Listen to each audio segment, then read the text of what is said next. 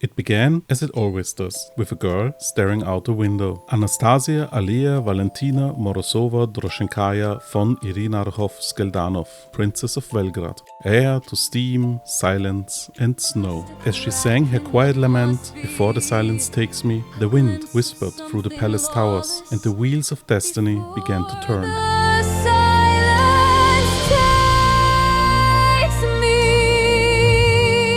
The first to arrive, Sieglinde von Theunbach, armored, disciplined, she entered on horseback, astride the pale and noble Sturmwind, granted entrance with only minor fuss by the palace guard. Then chaos, descending in a swirl of paper lanterns and dragonfire mist. Princess Kumiko of Tsukihana and Princess Nandi of M'baku, riding a celestial spirit dragon that very nearly tore the banners from the palace gates. The swan fountain still hasn't recovered. These three were following the summons of their friend Anastasia. Inside Anastasia's rooms, her ever-faithful handmaids, Irene, all razor, wit and practicality, and Mila, soft as whipped cream, delivered the news. "You have guests, Princess." The girls would meet again for the first time in years, not in battle or ceremony, but over tea. While Anastasia got dressed, the girls gathered in her tea room. Sieglinde and Irene shared a brief, brusque exchange, all duty and edge. Mila, as ever, fluttered in the background like a nervous cake. Then the doors opened, old friends reunited. Laughter, steam, the smell of jam tarts, and too many memories. They spoke of old letters, of Calliope, the lost friend, how it wouldn't feel right marrying without her here. They teased Anastasia about her betrothed, and she told them how Irene had gone to meet the groom in secret. Her verdict? Not worthy. A man who never read a poem in his life, quoted from military manuals at dinner, and once referred to a string quartet as tactical morale units. None of the other princesses objected to their own arranged marriages, but something about Anastasia felt different. Then came the knock. Mistress Talia of the 36 Forks entered, spine straighter than a rapier. She bore news. The Queen Mother requested her daughter's presence. Anastasia raised an eyebrow. "If she wishes to see me, I shall bring my guests." As they left her chambers, Anastasia paused across the hall, a sealed door, heavy with dust and secrecy. She had seen it all her life, but never entered. No one had. She said nothing and walked on. The girls passed portraits of monarchs and a few pictures of empty rooms. They were ushered into the queen's private chambers.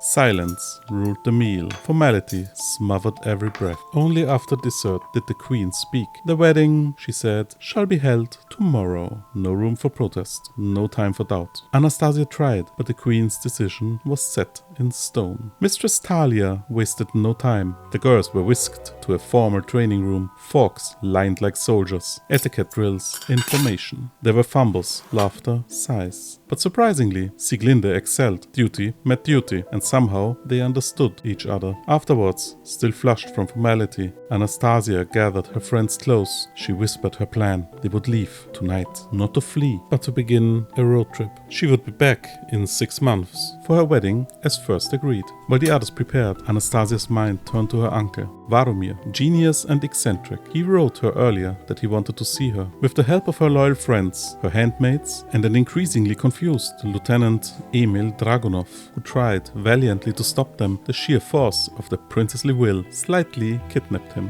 Vadek's workshop stood empty, but inside, a letter, a gift, a memory sphere, and tucked above them in a secret rooftop hangar, an impossible invention, the ornithological paradox. An airship with legs, wild, waddling, wonderful. They could have taken the Royal Steam Car, the Crown Lighter 7, but they were here now, so they got to work. They worked fast. Irene coordinated, Mila packed sweets, Kumiko fueled the pipes, Nandi checked the seals, Emil panicked, and Sieglinde kept watch outside, mounted on Sturmwind, her eyes on the palace gate. And the palace had noticed. The crown guards surrounded the workshop, and with them the Queen Mother and Lord Alaric Durov.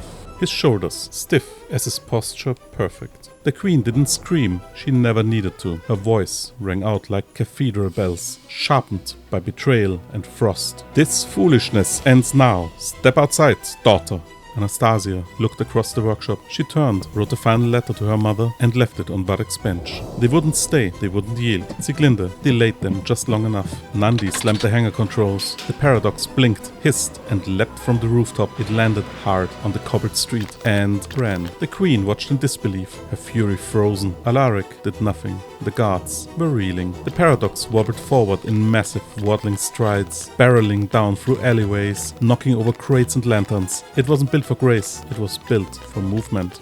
Sieglinde, still outside, gave chase, but the machine was fast, too fast. At the city edge, a ramp, a crate stack, a mad idea. Sieglinde rode like hell and soared, landing just as the paradox jumped from the city walls into the night. They fell for a heartbeat, then glided below snow-laced pines, behind towers, smoke, and a queen's fury. A palace full of questions and one sealed door too many. But ahead, the road to Theunbach, the paradox, waddled into the sky, its strange gate full of joy, defiance, and tea-fueled engineering. They laughed, they breathed. Anastasia sang her song miles from the throne, and the stars heard her.